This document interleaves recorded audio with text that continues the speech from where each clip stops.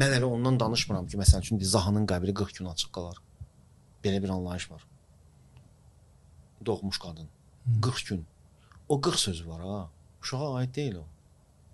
O anaya aiddir. Uşağın 40-ı çıxdı deyilə, yox. Ananın 40-ı çıxdı deyin. Anaya aiddir o. Niyə sən deməmişkən? Əvvəllər nə qədər ki, müasir ginekologiya elmi yox idi və bu müasir dərmanlar yox idi. Uşaqlıq əzəlləri 40 gün müddətində bir ay yarıma yığışıb doğuşdan sonra o belə deyək də, hələlik ki 3 kiloqram yarımlıq uşağı saxlamaq vəziyyətindədir. Yavaş-yavaş yığılır və o yığılıb gəlib bir yumruq halına vəziyyətinə çatır. Bundan ötürü orta hesabla 40 gün vaxt lazım.